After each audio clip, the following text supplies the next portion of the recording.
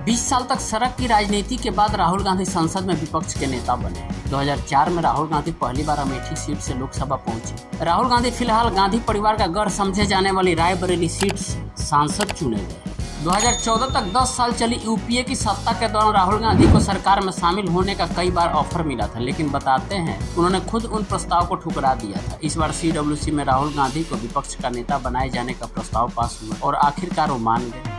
राहुल गांधी 18वीं लोकसभा में विपक्ष के नेता तो बन गए हैं, लेकिन उनके सामने अभी प्रधानमंत्री नरेंद्र मोदी और अमित शाह जैसे बीजेपी के बेहद अनुभवी नेता, जिसे संसद सत्र के दौरान उनको हर रोज दो हाथ करना है। लोकसभा चुनाव में खराब प्रदर्शन के बावजूद जिस तरह बीजेपी ने संसद में कांग्रेस को इमरजेंसी के नाम पर घेरा है, वो राहुल गांधी के लिए पहला सबक और आगे से विपक्ष के नेता को हर वक्त सतर्क रहना होगा और बीजेपी से मुकाबले के लिए राजनीतिक रूप से तैयार रहना होगा। अगर राहुल गांधी संसदीय राजनीति में सफल रहते हैं तो मानकर चलना चाहिए कांग्रेस को भीतर और बाहर यानी विपक्षी खेमे में भी उनका दबदबा बढ़ सकता है। राजनीति में शतरंज की तरह चाल चलनी होती है। ये ध्यान भी रखना होता है कि राजनीतिक विरोधी की चाल को कैसे पहले काउंटर और आखिरकार न्यूट्रलाइज करना है और उसके आगे की हर संभावित राजनीतिक स्थिति से मुकाबला के लिए पहले से ही प्लान तैयार करना होता है। सबसे बड़ी बात यह है कि सब करने के लिए बहुत मौका नहीं होता। तत्काल प्रभाव से मौके पर ही फैसला लेना होता है। घर से नोट ले जाकर सांसद में भाषण देने और तत्कालीन परिस्थितियों में राजनीतिक कदम बढ़ाने में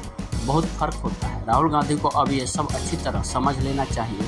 जिस तरह स्पीकर चुने जाने के फौरन बाद ओम बिरला ने संसद में एनडीए सांसदों से मौन रखवा दिया और इमरजेंसी की विस्तार से निंदा की, राहुल गांधी के लिए इंटेलिजेंस इनपुट की तरह है, जो साफ साफ दिखाई पड़ रहा है कि ऐसी चीज़ों को डिकोड करने की भी जरूरत नहीं होती। जिस तरह राष्ट्रपति के अभिभाषण में भी ये मुद्दा शामिल किया गया, वो भी तब जबकि लोग इमरजेंसी के बाद आई जनता पार्टी की सरकार को हटा देने के बावजूद फिर से सत्ता इंदिरा गांधी को सौंप दी।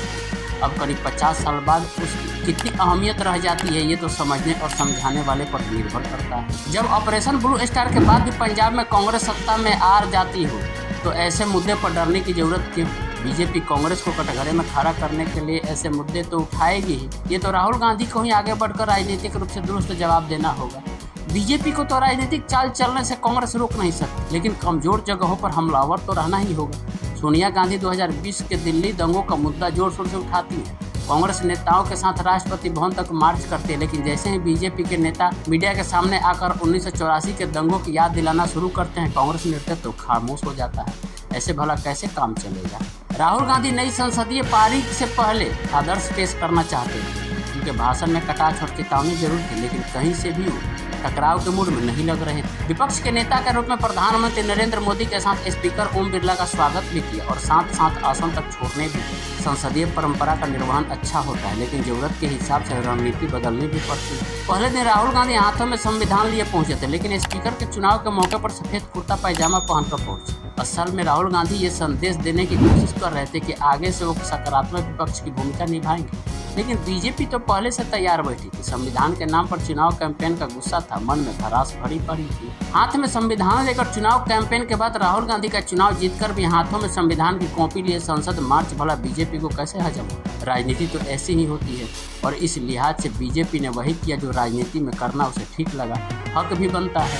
राहुल गांधी और इंडिया गठबंधन के साथी सांसद बस शोर मचाकर विरोध जताते रह गए, लेकिन सवाल यह है कि क्या राहुल गांधी या विपक्षी सांसदों के पास विरोध का कोई मौका नहीं? क्या राहुल गांधी या विपक्ष के किसी भी सदस्य को पप्पू यादव का चेहरा नहीं नजर आया? जब यादव नीट परीक्षा में हुई गड़बड़ी के विरोध में ऐसी टी शर्ट पहनकर संसद पहुंचे थे जिस पर लिखा था रीनीट। मानते हैं कि मौन और इमरजेंसी की निंदा करने के फौरन बाद ओम बिरला ने लोकसभा स्थगित कर दी, लेकिन क्या इमरजेंसी के विरोध की जगह नीट को लेकर आवाज उठाई गई होती तो बीजेपी बेअसर रह पाती और ये काम तो अगले दिन भी किया जा सकता था। फिर तो बीजेपी सरकार को भी राष्ट्रपति का अभिभाषण में इमरजेंसी की चर्चा करने से पहले कई बार सोचना पड़ता। हर बीमारी से बचाव के लिए एहतियाती उपाय जरूरी होते हैं। राजनीति में भी राहुल गांधी ये सब जितना जल्दी समझ जाएंगे और अच्छे दिन आने में उतना ही कम वक्त लगेगा।